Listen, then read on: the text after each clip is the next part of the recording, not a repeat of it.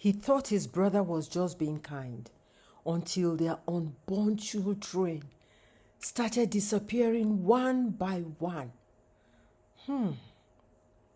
What if the person living under your roof is feeding on your destiny? The compound on Adetola Street had always echoed with laughter.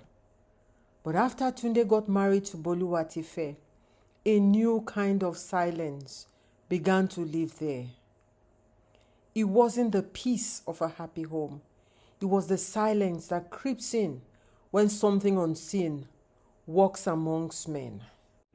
Boluwatife was a bright young woman from Ondo State, soft-spoken but brave. Her marriage to Tunde, the younger of two brothers, was celebrated widely. The elder brother, Akin, had insisted on taking charge of most of the wedding expenses. He was the rich one, the one who drove big cars and wore designer suits. But strangely, despite his wealth, he refused to move out of Tunde's modest home. Akin, when will you finally get your own apartment?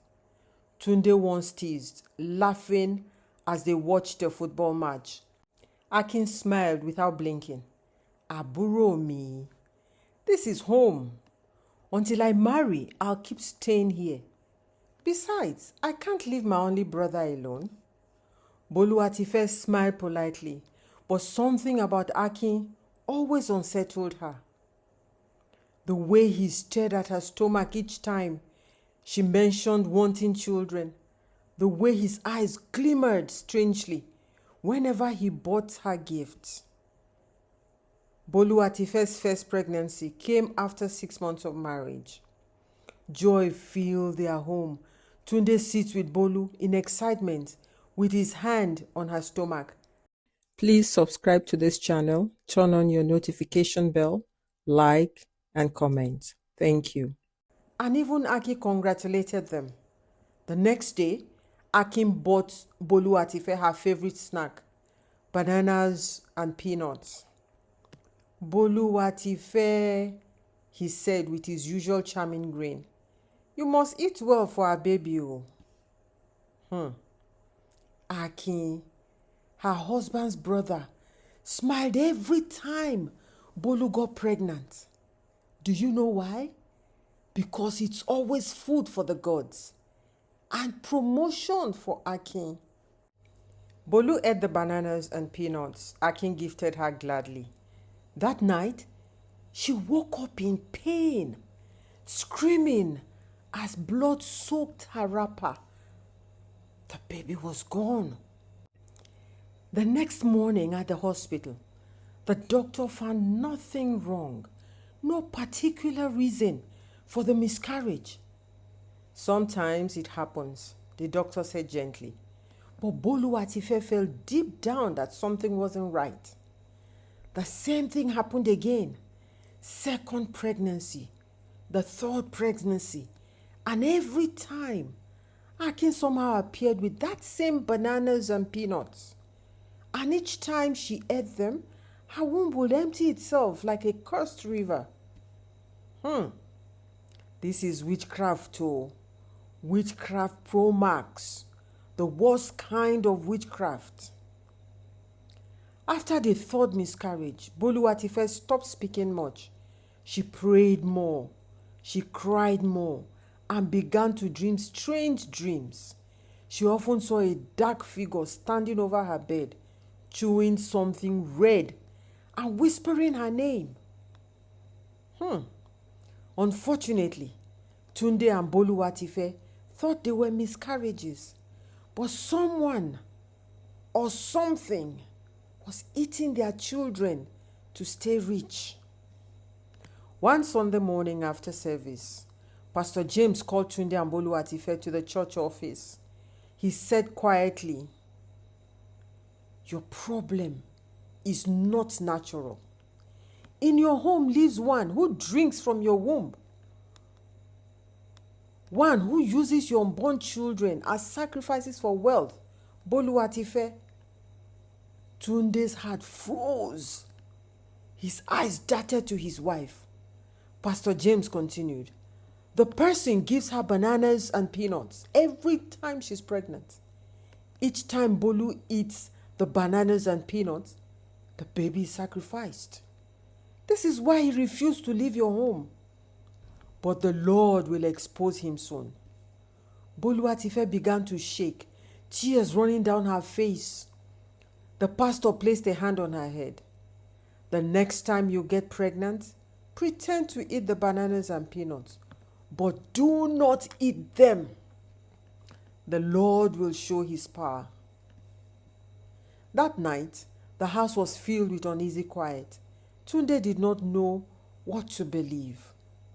Could his own brother? Oh no. He shook off the thought. Akin had been good to them, hadn't he? But Boluwatife knew better.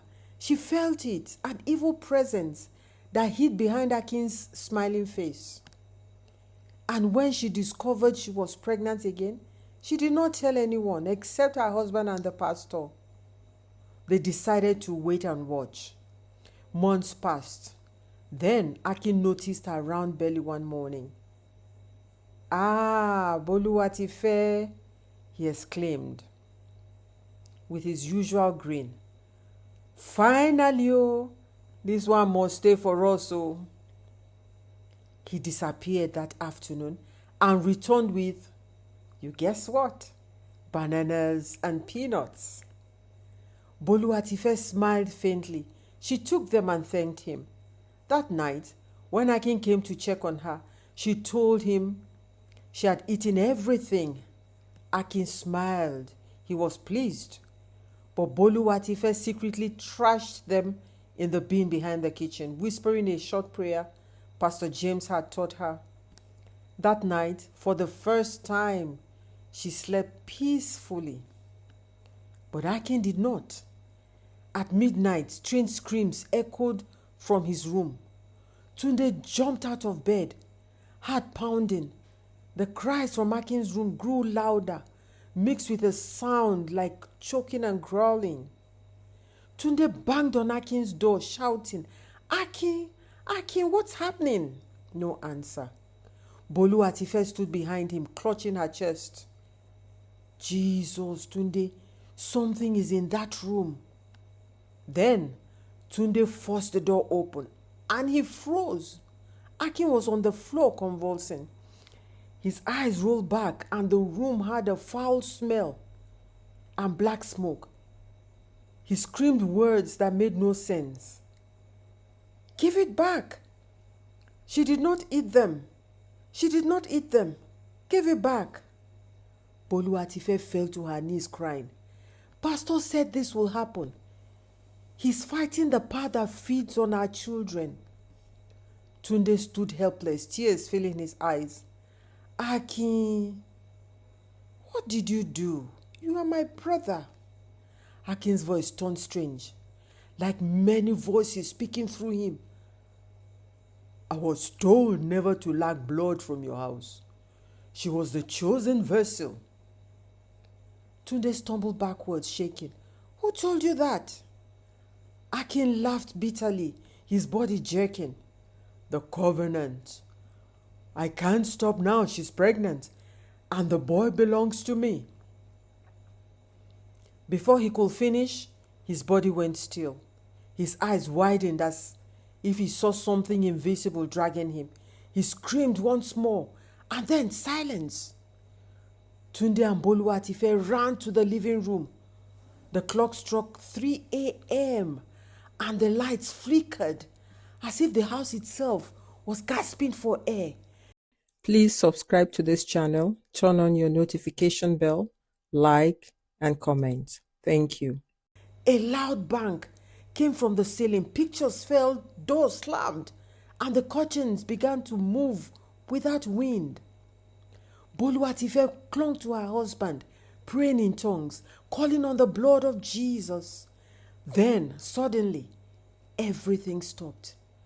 The air grew calm again.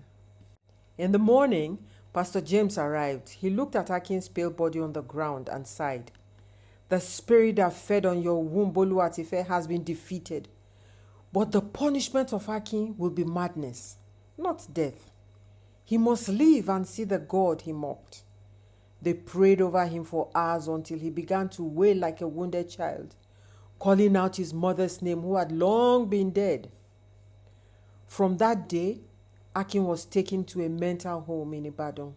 His wealth vanished, his cars sold, his accounts frozen mysteriously. Months later, Boluwatife delivered a healthy baby boy.